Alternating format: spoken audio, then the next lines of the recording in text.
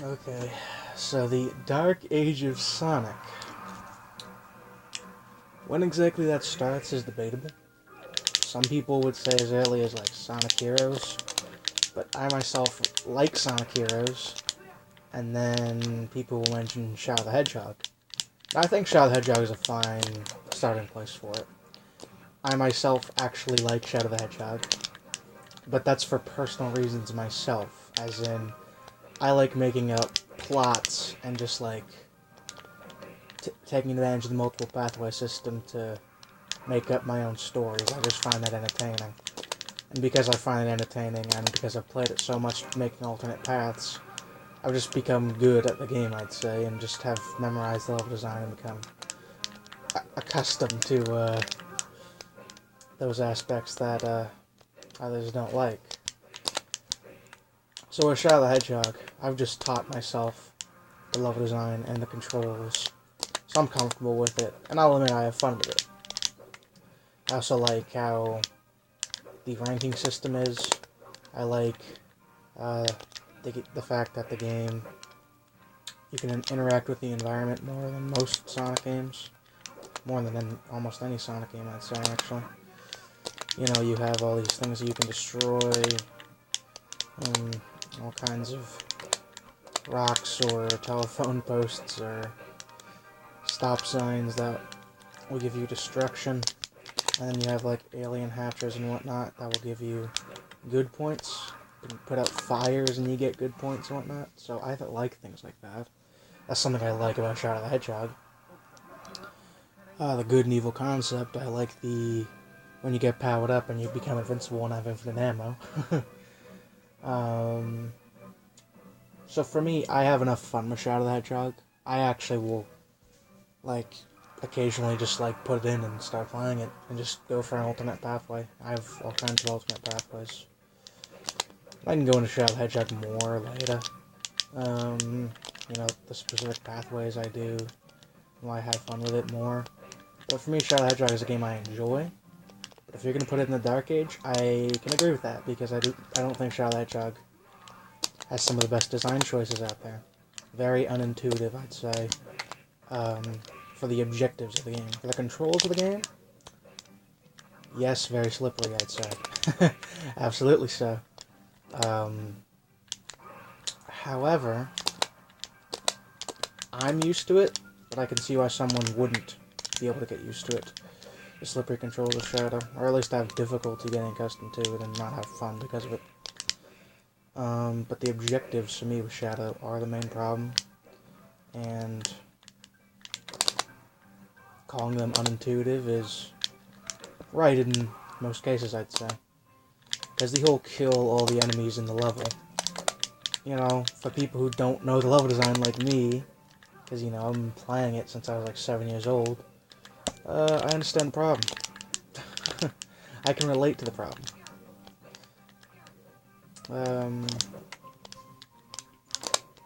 That's Shadow the Hedgehog. Like, Sonic Heroes is a game I enjoy, and for me, I don't find it bad that much, other than some collision detection and control issues on occasion. So, yeah, Sonic Heroes for me does have control and collision detection issues, I'll admit, but I've become accustomed to them. The level design for me is entertaining, and the complaints that the levels are too long is something I never had a problem with. Um, yeah. I mean, for me, the only problem I have with the length of Sonic Heroes levels when I die trying to get an A rank, and then I gotta spend another 10 minutes playing it again. That's a problem I have, but it's pretty much the only problem I have with the length of the levels, I'd say. I think Sonic Heroes gives you a fine enough time, considering when you really think about it, there's only like 7 zones and 14 levels. I think for a 3D game, it has a good enough balance on how long the game takes to play. Because Sonic Heroes and Shadow the Hedgehog are games that I'll just put in and play for fun on occasion. Yeah, seriously. So, like classic Sonic games, actually. I'll just play them on occasion. And I just have fun with them, I'd say. You know, get them done in like an hour or two, and that's it. You know? my classic Sonic games where that could be like an hour to... Well, actually, no, it's like hour to 2 hours. Sonic and Knuckles could take me like 2 hours, because, you know, I go through all the bonus stages and whatnot. So yeah, same amount of time pretty much, I'd say. Yeah, I'm fine with that. My Sonic Adventure 2 doesn't work, but that's not a game that I... Well, I mean, I sometimes do. I sometimes would turn it on and just play it, because I like the Chao Garden system in that game. But I'm going off track. So, Shadow the Hedgehog, and then the 15th anniversary. Sonic Genesis, Sonic 06, Sonic Riders. Now, I like Sonic Riders. Once again, I think it's a well-made game. Yeah. To me, I like Sonic Riders. I don't really have much complaints with it, I'd say. Like the plot, love the cutscenes. I think more Sonic cutscenes should be made like that. And, you know, they're finally getting caught up by, like, Sonic Unleashed and whatnot. But, yeah. Sonic Genesis. I don't like Sonic Genesis, of course, but, for me, I'm not that offended by it, I'd say, because of how common Sonic 1 is, and for me, Sonic Genesis is just this sort of, like, just very pathetic example of laziness by Sega. For me, it's more of an example than, like, an actual just full-on terrible flaw, because, well, it is, of course, a flaw, but what I mean to say is that Sonic Genesis, for me, isn't that offensive because of how common Sonic 1 is, and you can play Sonic 1 on, well, I'm not even going to count it, because you can look it up for yourself, but, you know, like, Sonic Genesis for me is unoffensive, but bad, I think I want to say, because it can be ignored, because it's not an original game that is badly designed, I'd say. But Sonic 06 is a game that doesn't have some alternative version, and it is what it is, and I don't like it. I can find some things in it that I don't mind. There are some level designs that I find okay. Dusty Desert for Sonic is a level I think is good. Wave Ocean for Sonic, Radical Train for Sonic, Well, for me, like, Sonic 06 is just, Sonic's the funnest character to play.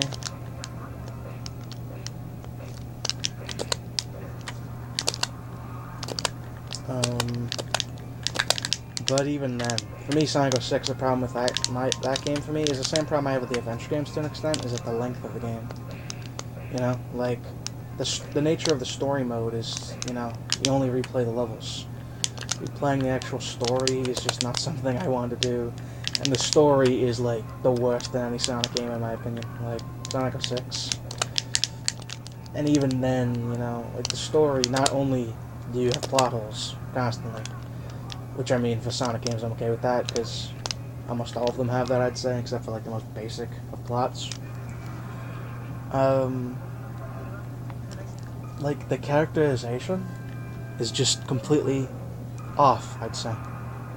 Like, Sonic does not show any of his character that he showed in any of the previous games, except for the opening cutscene, and, like, except for the CG scenes, really.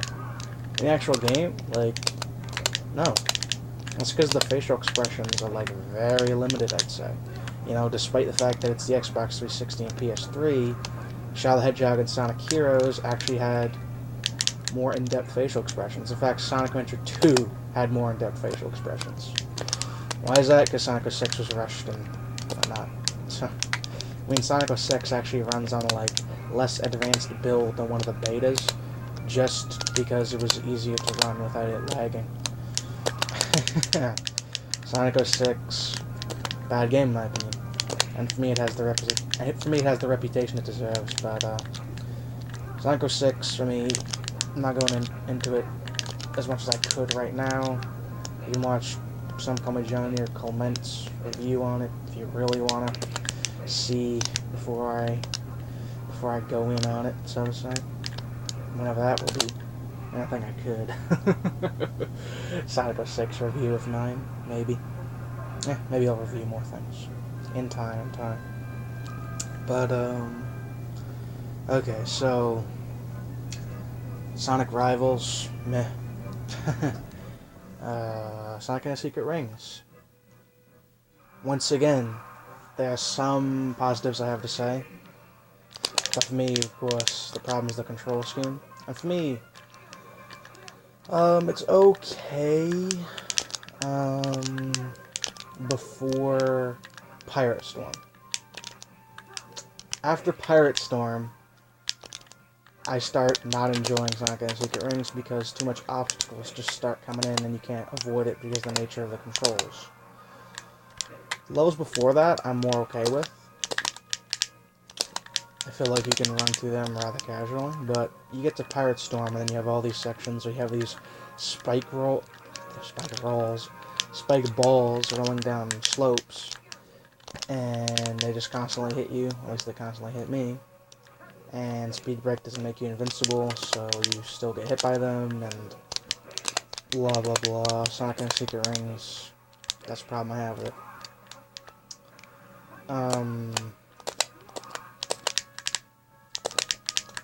Controls main issue for me. The customization's okay in my opinion. For me, it's like not that bad in levels before Pirate Storm, I'd say, but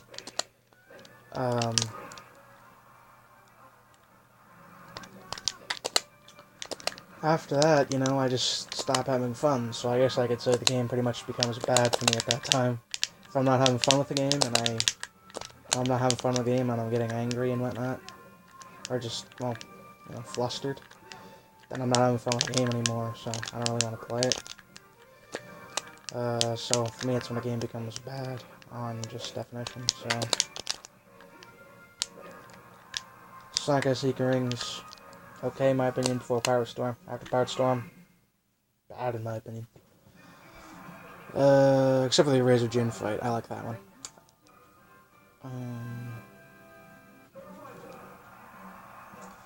Check the video down here. Okay, 12 minutes. Well, I mean, there's Mario and Sonic at the Olympic Games, but that's just a minigame collection. It's okay in my opinion. Played it before. Don't mind it, don't hate it. Just meh for me. I like how they actually recreated the 2008 Olympic Games. The 2008 Olympic Games that started at 8 a.m. on the 8th day of the 8th month, 2008, in China, who loves number 8, and hates number 4.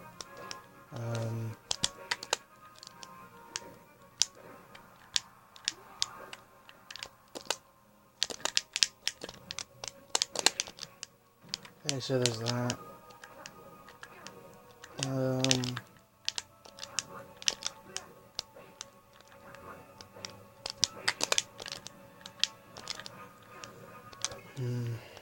Now, let's see. I'm actually trying to think. I mean, there's Sonic Unleashed, but what was there? Oh, Sonic Rider Zero Gravity. Okay. That is also pretty good in my opinion. Not excellent in my opinion, but I love the cutscenes. I absolutely love the cutscenes. Love the cutscenes of that game. Not as good as the first Sonic Riders in my opinion, but not bad in my opinion. I haven't been scoring these games, but let's see. I could try that. Oh, I haven't even gone into the Sonic Advance games yet. Oh my god. Okay, well I guess we can score the games from now on. I'll just go back for a second. So Sonic Heroes, I'm gonna say, for me is an 8.5. Shadow the Hedgehog's a 7.5. Sonic 06 is like 4.0.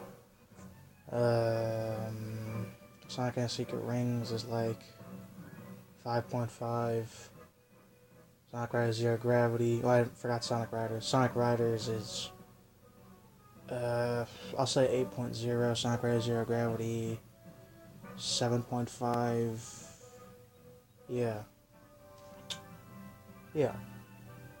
Oh yeah, Sonic Genesis, 1.5.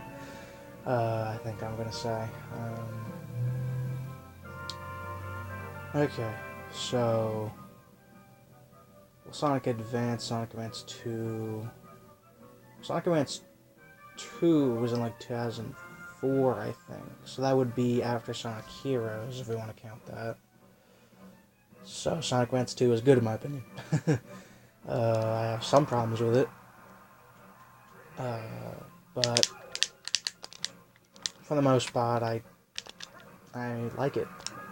My problems with Sonic Advance 2 is too much bottomless pits in Sky Canyon, and the special stage system.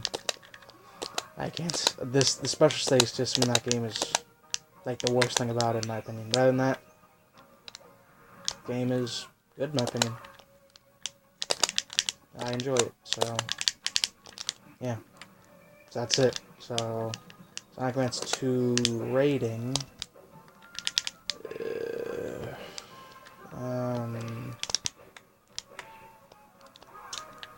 I'd say an 8.0 right now.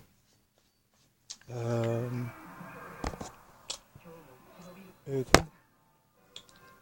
Okay. So Sonic Advance. Well, Sonic Battle first, actually. Sonic Battle. Don't like it. Sonic Battle's a game that I like some aspects of, but dislike most aspects about it just because of the nature of the game. You level up Emerald, but the abilities he gets are random.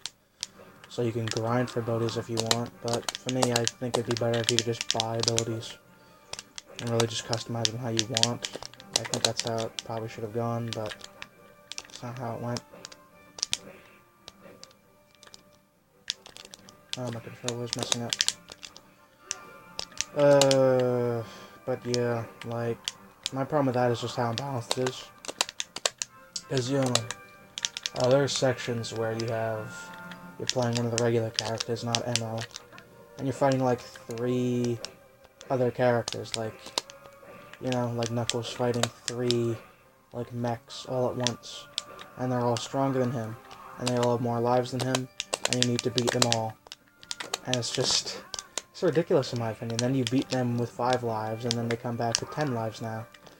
And the game just does that constantly, and for me I don't think that's, like, well, good progression in a game.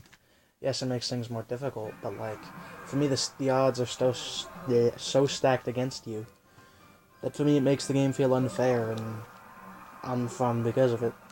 I don't feel like I'm getting a fair challenge. I feel like I'm putting up with just awkward restrictions. So, yeah, Sonic Battle, not a game I like. The combat is okay in my opinion, but it's just okay in my opinion. Multiplayer in that game, never tried it, but I think it'd just be okay for me. Like, it's not excellent in my opinion, it's alright to me.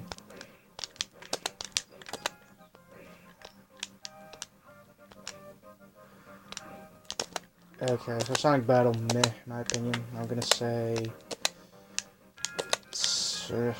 5.5 again. Sonic Advance 3. I have problems with level design. Like the amount of crusher blocks and just bottomless pit scenarios. I'm not a fan of. Crushing is something very common death in Sonic Advance 3, I'd say. And I don't like that.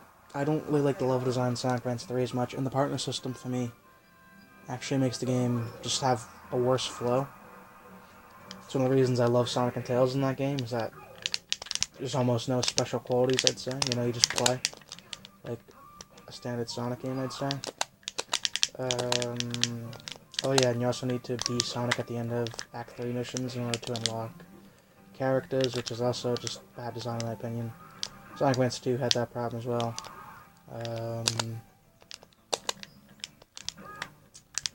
I like the bosses, but level design, not the best in my opinion. Partner system makes things worse in my opinion, but those are problems I have, but it's okay in my opinion. It's okay, but has problems for me. I don't hate Sonic Advance 3, I just have problems with it. Special stage system, not as bad as Sonic Advance 2 in my opinion, but still bad in my opinion. So,